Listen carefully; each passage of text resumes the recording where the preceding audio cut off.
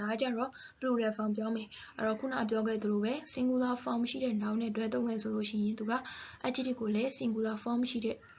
adjective နဲ့ပဲတွဲသုံးလို့ရတယ်ဒီမှာကျတော့ plural form ရှိတဲ့ noun တွေအတွက်တွဲသုံးဖို့ adjective တွေကိုဘယ်လိုမျိုး plural form ပြောရမလဲဆိုတဲ့အကြောင်းအရာနဲ့ပတ်သက်ပြီးတော့ပြောပြပေးသွားမယ်အဲ့တော့ plural မှာဆိုလို့ရှိရင်နှစ်ခုရှိတယ်ဆိုတော့ masculine လည်းရှိတယ် feminine လည်းရှိတယ်အဲ့တော့ masculine ပဲရှိ feminine form ရှိ adjective တွေကို plural form ပြောင်းတော့မယ်ဆိုလို့ရှိရင် vowels နဲ့စုံတဲ့စကားလုံးတွေဆိုလို့ရှိရင် s နဲ့ s ကိုပေါင်းထည့်ပေးရတယ် consonants နဲ့စုံတဲ့စကားလုံးတွေadjective တွေဆိုလို့ရှိရင်တော့သူက es ကိုပေါင်းထည့်ပေးရတယ်ဒီမှာဆိုလို့ရှိရင်အရင်ဦးဆုံး singular နဲ့ plural ကိုတွဲပြီးတော့ပြောပြပေးထားတယ်ပြီးတော့မှ masculine နဲ့ feminine ကိုသူကိုတွဲပြီးတော့ပြောပြပေးထားတယ်အဲ့တော့ပထမဦးဆုံးကြည့်မယ်ဆိုလို့ရှိရင် el libro blanco ဆိုလို့ရှိရင်ဒီဘက်မှာ los libros blancos el tomate rojo los tomates rojos el hombre hermoso los hombres hermosos အဲ့တော့ el ကနေ los ကိုပြောင်းသွားတယ် article က el ကနေ los ကိုပြောင်းသွားတယ်သူနဲ့တွဲသုံးတဲ့ noun တွေကလည်း singular ကနေ plural form ဖြစ်သွားတယ်အဲ့လိုပဲသူနဲ့တွဲသုံးတဲ့ adjective တွေကလည်း singular form ကနေပြီးတော့ adjective form ကိုပြောင်းပေးထားတယ် singular ဆိုလို့ရှိရင် singular noun နဲ့တွဲတယ် singular adjective နဲ့တွဲတယ် plural form ဆိုလို့ရှိရင်လည်း plural form ရှိတဲ့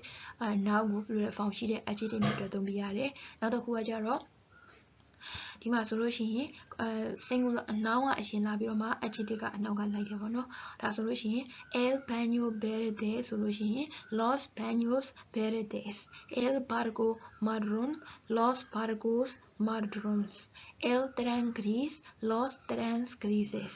el tiquete caro los tiquetes caros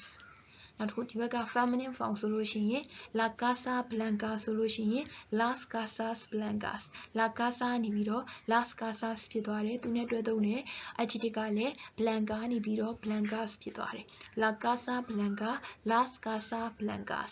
la persona simpática las personas simpáticas la mujer hermosa las mujeres hermosas la comida excelente las comidas excelentes la lección fácil las lecciones fáciles la muchacha fuerte las muchachas fuertes la tienda vieja las tiendas viejas ဒါဆိုလို့ရှိရင်ဒါက adjective နဲ့ noun ကို singular form plural form ဆိုပြီးတော့တွဲပြီးတော့သုံးပြပြီးသွားတာပေါ့နော်